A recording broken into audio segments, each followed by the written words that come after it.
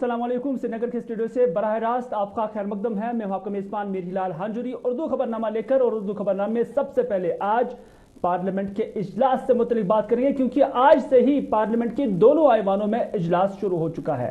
ठीक 11 बजे ये इजलास शुरू हो गया है, लेकिन इजलास शुरू होते ही जब ऑब्जेक्टिव मोशन दोनों ऐवानों में लाई गई तो उसके बाद उन लोगों को खराज अकीदत पेश की गई जो पिछले एक साल के दौरान या पिछले सेशन के दौरान इंतकाल कर गए हैं। उन्हें आज राज्यसभा में उन्हें खराज तहसीन पेश किया गया और लोकसभा के अंदर भी उन्हें खराज तहसीन पेश किया गया। लेकिन उसके बाद यहां पर हंगामा भी हुआ, राज्यसभा के अंदर हंगामा हुआ, और हंगामे के दौरान ही इससे यहां की जो कार्रवाई है वो 12:24 तक मुलतवी किया गया है। यानी 12:24 तक राज्यसभा की कार्रवाई को मुलतवी किया गया है। ताहम लोकसभा के अंदर अभी भी कार्रवाई जारी है और आज का यह सेशन काफी इंतहाई अहमियत का हामिल होगा, क्योंकि इस सेशन के दौरान बहुत सारे मुद्दे जो अपोजिशन के लीडरान तैयार है उन पर बात करने के लिए, हंगामा करने के लिए, और उस पर लगभग 31 बिलें सरकार की जानिब से पेश की जाएंगी इस सेशन के दौरान। और उसके साथ साथ जो अपोजिशन की जानिब से भी 9 तहरीकी इल्तिवा भी लाई जा रही हैं। तो इस तरह से काफी हंगामा खेज ये इजलास होगा, और ये इजलास ठीक उस वक्त होगा जब किसानों के मामले अभी भी उस पर कोई पेशरफ नहीं हो रही है। वैक्सीनेशन को लेकर सवालात उठाए जा रहे हैं, फ्यूल चार्जेस जो है पूरे मुल्क के अंदर आसमान को छू रहे हैं, महंगाई भी आसमान को छू रही है, और महंगाई की वजह से आम इंसान की, आम लोगों की कमर टूट चुकी है। और उस वक्त अब मुल्क के अंदर जो पार्लियामेंट का सेशन है वो जारी है। लेकिन सेशन से पहले ही वजीर आजम नरेंद्र मोदी ने अपोजिशन लीडरान से अपील की है कि वो सेहतमंद सेशन चलाने के लिए हुकूमत का ताउन दे, और जहां वो तीखे सवाल भी पूछें तो वहीं पर सरकार का मौक़िफ़ भी सुने और सरकार का जवाब भी सुने। यह वजीर आजम की जानिब से आज सेशन से पहले ही जब गुफ्तगू की गई तो उस वक्त उन्होंने कहा। तो वजीर आजम ने मजीद क्या कहा, आइए आपकी खिदमत में पेश करते हैं।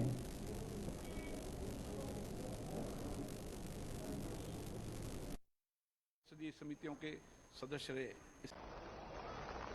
मैंने सभी फ्लोर लीडर से भी आग्रह किया है कि अगर कल शाम को वे समय निकाले तो पैंडेमिक के संबंध में सारी विस्तृत जानकारी उनको भी मैं देना चाहता हूं।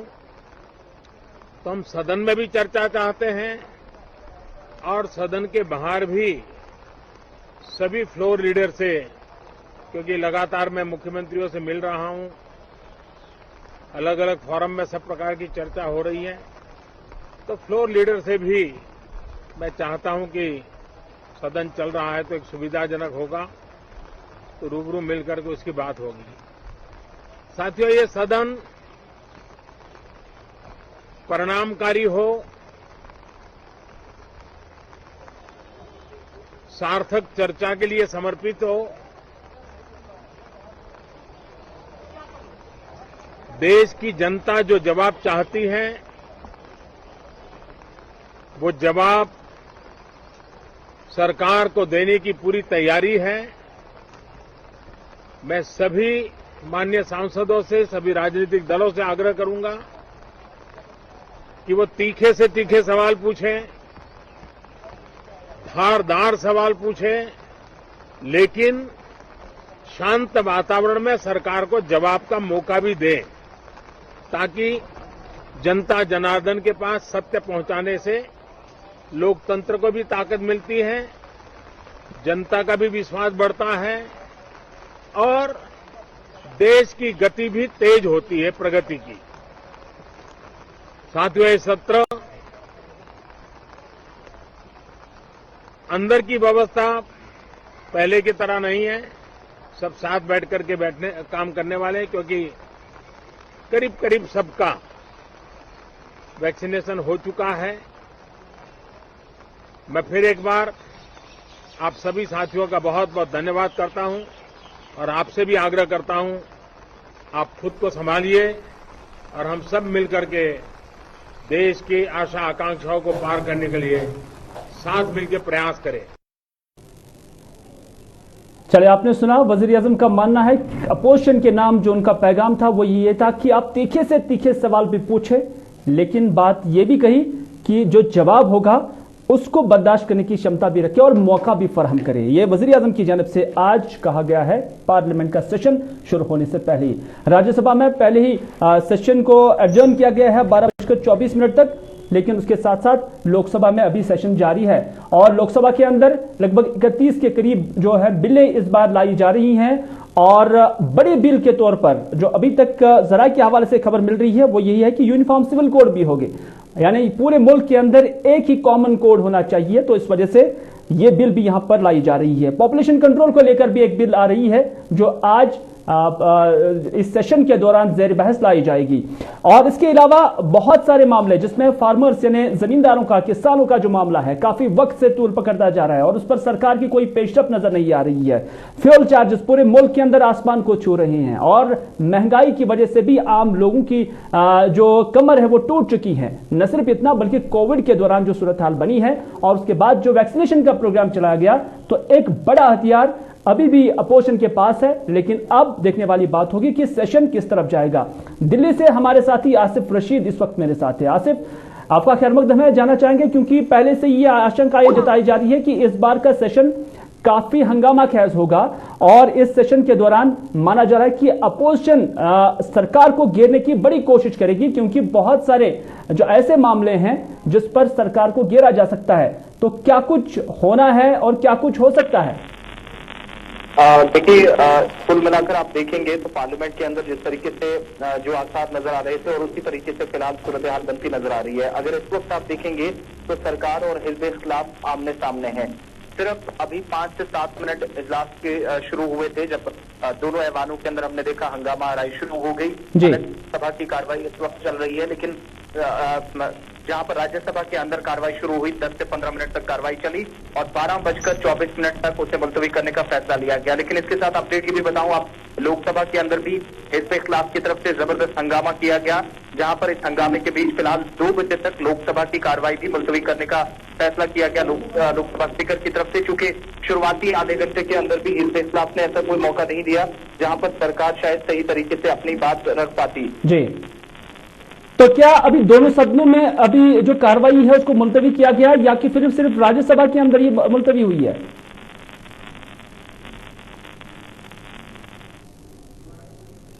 आसिफ, क्या अब तक मेरी आवाज आ रही है? अगर आ रही है तो क्या दोनों ऐवानों की कार्रवाई मुलतवी की गई है या कि फिर सिर्फ राज्यसभा की कार्रवाई मुलतवी हो चुकी है?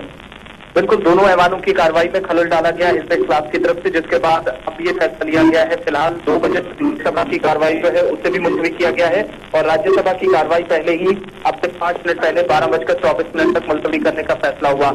और ये सब उस वक्त हुआ जब इस वक्त एक तरफ हम देख रहे हैं 2 दर्जन से ज्यादा बिल लाने की सरकार की कोशिश इसी सेशन के दौरान रहेगी, लेकिन इसके साथ साथ बड़ी परेशानी ये है कि जहां एक तरफ सरकार पूरी कमर कसकर इस सेशन के लिए आई थी 13 अगस्त तक इन 5 से 6 हफ्तों के दौरान, दूसरी तरफ हिज़्ब-ए-इख्तिलाफ की तरफ से भी पहले ही इस पर मुकम्मल तौर पर होमवर्क कर लिया गया था। लगातार मीटिंग्स हो रही थी, बड़े पैमाने पर तब्दीलियां हो रही थी कि सरकार अपनी बात तो रखेगी, लेकिन उसके साथ साथ अपनी बात भी हिज़्ब-ए-इख्तिलाफ की तरफ से यहाँ पर पूरी तरीके से रखने की बात जो पहले से इशारे दिए गए थे उसी तरीके से हुआ। आज चूंकि जैसे इजलास शुरू हुआ, एक तरफ जहां पर शुरुआत में आपने जिक्र किया कि जो आबादी कंट्रोल वाला कानून है उत्तर प्रदेश के अंदर लाया गया सरकार की तरफ से, उस पर हिज़्ब-ए-इख्तिलाफ हमलावर है। दूसरी तरफ कौमी सलामती का मामला है जिस पर राहुल गांधी लगातार बात करना चाह रहे थे, लेकिन इल्जाम ये लगा कि पार्लिमानी उमूर की कमेटी के दौरान भी जब मीटिंग हुई तो वहां पर भी उन्होंने बॉयकॉट इसलिए किया क्योंकि इस पर बोलने का मौका नहीं मिला। मुल्क के अंदर जिस तरीके से इक्तिसादी बदहाली पर हिज़्ब-ए-इख्तिलाफ हमलावर है, कोविड वैक्सीनेशन के 5 महीने मुकम्मल हो चुके हैं, लेकिन जो तय अहदाफ थे सरकार के, जो सेट टारगेट थे उसके मुताबिक अभी तक कार्रवाई अंजाम नहीं दी जा सकती है। आज कई सारे मामले हैं जिसमें हम देख रहे हैं कि फार्मर्स भी काबिल जिक्र हैं क्योंकि उनका मामला भी, उस पर भी कोई पेशरफ नजर नहीं आ रही है और सरकार का स्टैंड अभी भी उसी स्टेटस को में है, उस पर कोई पेशरफ नजर नहीं आ रही है। फ्यूल चार्जेस पूरे मुल्क के अंदर हम देख रहे हैं कि काफी बढ़ चुके हैं और उसके साथ साथ फ्रांस के अंदर जो विमानों को लेकर जो मामला उठा है और उस पर कार्रवाई हो रही है और वहां पर तहकीकात हो रही है, तो क्या आपको लग रहा है कि उस पर भी जो राफेल का मामला था उस पर भी कोई पार्लियामेंट के अंदर कोई पेशरफ देखने को मिल सकती है और हिज़्ब-ए-इख्तिलाफ के जो लीडरान हैं वो उस मामले को उठाएंगे शदमत से? वो बन रहा था तो उस वक्त हमने देखा 2 मामले सबसे ज्यादा जो मुल्क के अंदर जिस तरीके से सरकार ने कोविड-19 के बीच डील किया है, उसे लेकर सरकार को अब से तनकीद बनाया गया और उसी का सामना पहले आधे 1 घंटे के दौरान करना पड़ रहा है सरकार को दोनों ऐवानों के अंदर। दूसरी बात जहां तक किसानों की है, किसान एक तरफ खुद 22 तारीख को पहले ही पार्लियामेंट के अहाते के सामने एहतजाज करने के लिए प्लान बना चुके हैं। जी। तो सरकार के सामने सबसे पहला मामला उठाया गया कि किसान आज तकरीबन 7.5-8 महीने मुकम्मल होने लगे हैं और दिल्ली की सड़कों पर, सरहदों पर एहतजाज हो रहा है। सरकार इस जानिब कोई तवज्जो क्यों नहीं दे रही है, इस पर सरकार को तनकीद बनाया गया और वज़ीर आज़म की पहली 2 बातें ही यही थी जब वो खड़े हुए लोकसभा के अंदर। एक तो प्रेस कॉन्फ्रेंस जिसका एक हिस्सा आपने सुनाया, लेकिन उसके साथ साथ ऐवान के अंदर भी जब लोकसभा में सबसे पहले उन्होंने अपनी बात रखी तो इनिशियल रिमार्क्स में वज़ीर आज़म ने कहा कि उन्हें आज जो उम्मीद थी वो ये सोच कर आए थे कि नए वज़रा बने हैं, नई जिम्मेदारियां मिली हैं, 7 से 8 खवातीन काबीना में शामिल की गई हैं और इसके अलावा दलित लीडर्स को, जो बैकवर्ड लीडर्स थे, उन सभी को मौका मिला है। शायद इसका खैर मकसद होगा जब वो अपने ओहदे का हल्फ उठाएंगे, लेकिन उन्हें इंतहाई अफसोस है कि सरकार की इस कदम से भी कहीं ना कहीं पीछे हटकर हिज़्ब इस्लाम ने अभी उनका एहतराम न करते हुए एक बार फिर हंगामा शुरू कर दिया है, जिस पर वज़ीर आज़म की तरफ से सख्त रद्द-ए-अमल का इजहार अब से थोड़ी देर पहले किया गया है। चलिए आसिफ, बहुत बहुत शुक्रिया पूरी जानकारी देने के हवाले से। फिलहाल खबर यही सामने आ रही है कि दोनों ऐवानों की कार्रवाई को मुलतवी किया गया है। इधर राज्यसभा में भी कुछ देर तक कार्रवाई चली और उसके बाद जब हंगामा शुरू हुआ तो हंगामे के बीच ही जो कार्रवाई है राज्यसभा की उससे मुलतवी किया गया और साथ ही साथ इसी तरह की सूरत हाल लोकसभा के अंदर भी बनी थी और सूरत हाल के पेश नजर फिर यहां पर भी कार्रवाई को मुलतवी किया गया है। आपको याद रहा दें कि आज से यह पार्लियामेंट का मॉनसून इजलास शुरू हुआ है और यह 13 अगस्त तक चलेगा और इस पर बहुत सारे मामलात हैं वो यहां पर आने मुतवक्का है। अपोजिशन अपनी जगह पर खड़ी है और हुकूमत भी उसको जवाब देने के लिए पूरी तरह से तैयार है, लेकिन अब 13 तक ही ये जो सूरत हाल है वो सामने आ जाएगी और देखने वाली बात होगी कि किन किन मामलों को लेकर यहां पर बात होगी और क्या बात भी होगी या कि फिर ये पूरा सेशन एडजर्न होने के साथ साथ जो एहतजाज है उसकी नजरी हो जाएगा और अवाम की जो मसाइल है उन पर कोई बात नहीं होगी। ये देखने वाली बात होगी।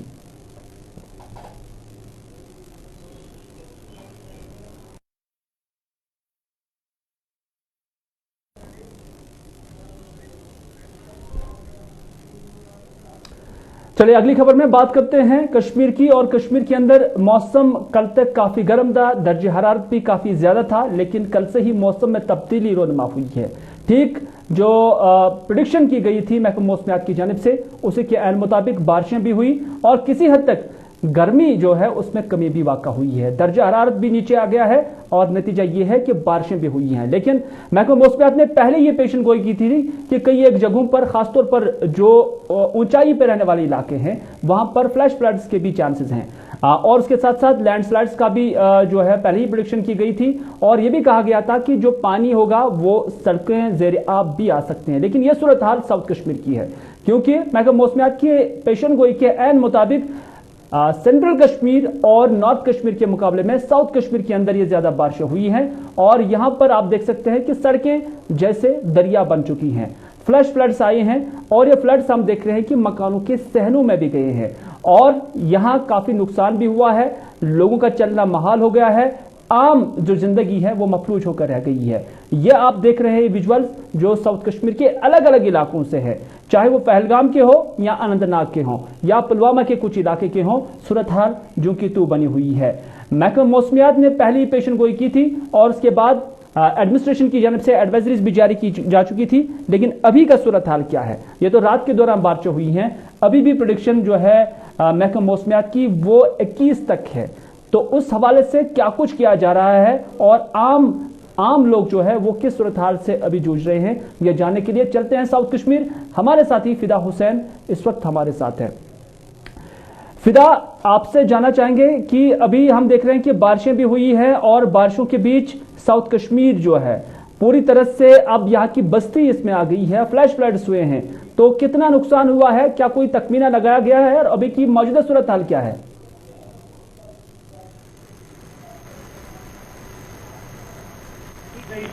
उसके चलते रात के दौरान जब बारिशें हुई तो कहीं ना कहीं पे लोग जो है वो काफी मतलब परेशान हो गए कि इस तरह की बारिश हो रही है और जी। किस तरह की खबरें आ रही थी कि यहाँ पे उलट भी आ सकता है। लेकिन नदी कनाल पिछवाड़ा की बात करेंगे या पाटनपुरा इलाके की बात करेंगे जहाँ पर पानी काफी ज्यादा जमा हुआ है, और नदी कनाल की बात करें तो नदी कनाल में इस तरह से पानी जमा हुआ है तो वहाँ के मकामी लोगों ने रात के वक्त ही खुद बाहर आकर वहाँ पर कहीं न कहीं पे बस्ती में पानी को आने से रोक लिया है। लेकिन पानी है जो कभी मानती नहीं है, जब एक गुंडे में आ जाती है तो किसी की भी नहीं चलती है।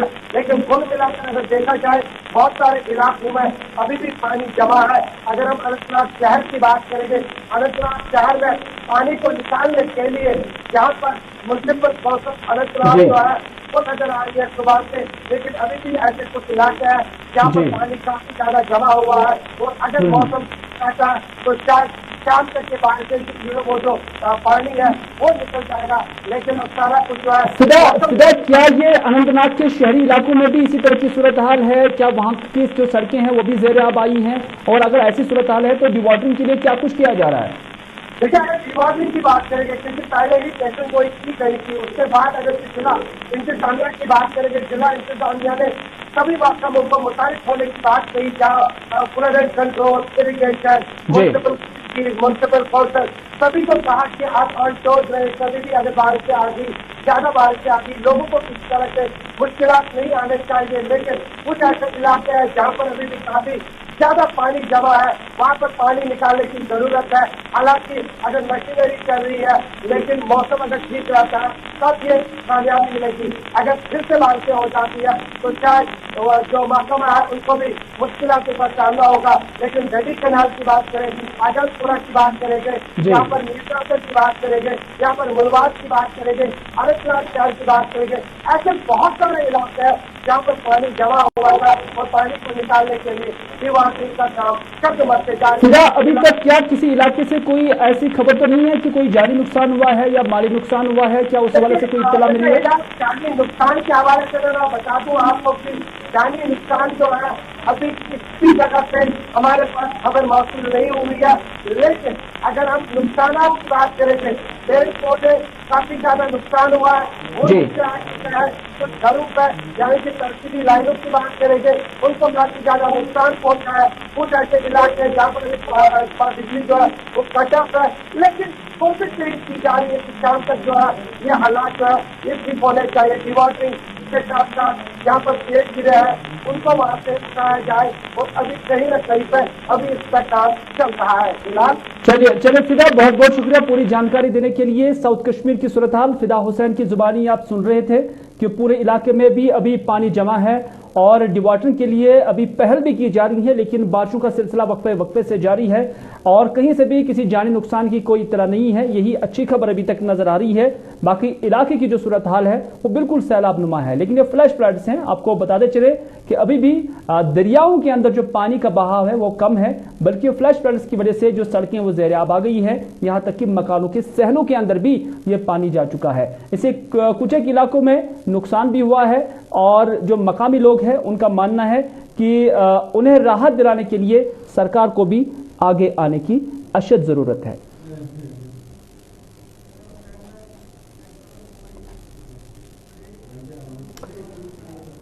चले नाज़रीन, आपको बताते चले कि उर्दू खबरनामे अब हम जिक्र करते हैं कोविड-19 की सूरत हाल की, क्योंकि कोविड-19 लगातार जारी है। अभी भी 200 सवा 200 के आसपास जम्मू कश्मीर के अंदर पॉजिटिव केसेस रोजाना उनकी फहरिस्त आ जाती है।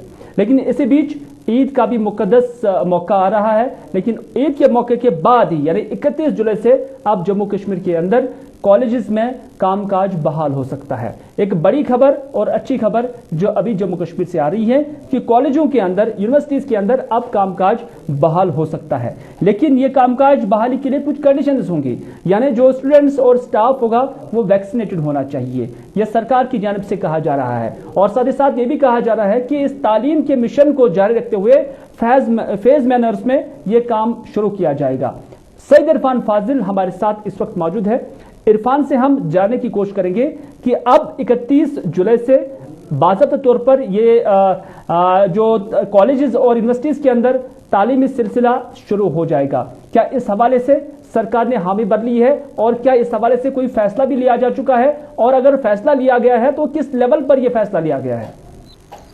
देखिए हिलाल, अगर बात करें इस सिचुएशन को लेकर, जबकि कोविड-19 पैंडेमिक चल रहा है, मगर अब ये जो डिसीजन सामने नजर आ रहा है ये चीफ सेक्रेटरी अरुण कुमार मेहता जी का डिसीजन है, जो कि डिटेल्ड एक प्रिवेलिंग सिचुएशन कोविड-19 के रही है, उसमें केसेस में जो गिरावट अब देखने को मिल रही है। तो काफी टाइम से लोगों का भी ये मानना था कि एजुकेशन सेक्टर में काफी ज्यादा लॉस चल रहा है। अब 31 तारीख से ये खबर आ रही है कि फेज्ड मैनर वाइज जो है हायर, खास तौर पर जबकि कॉलेजेस और यूनिवर्सिटी को खोलने की बात चल रही है। इसके साथ साथ बड़े इंपॉर्टेंट पॉइंट ये है कि जितना भी स्टाफ होगा या जो स्टूडेंट्स वहां पर ज्वाइन करेंगे वो वैक्सीनेटेड होंगे और मुकम्मल तौर पर इसका भी जायजा लिया जाएगा, क्योंकि ओवरऑल अगर हम देखेंगे स्टेटस इस वक्त जो वैक्सीनेशन का है वो जम्मू कश्मीर में तकरीबन 100% फर्स्ट डोज को लेकर कंप्लीट हुआ है। तो कहीं ना कहीं देखा जाए तो ये सिचुएशन जो है काफी टाइम से डिस्कस की जा रही थी और हायर अथॉरिटीज के साथ साथ इस बात को हेल्थ महकमे के साथ भी डिस्कस करने के बाद यही डिसीजन जो है सामने नजर आ रहा था कि अब फेस्ड वाइज मैनर जो है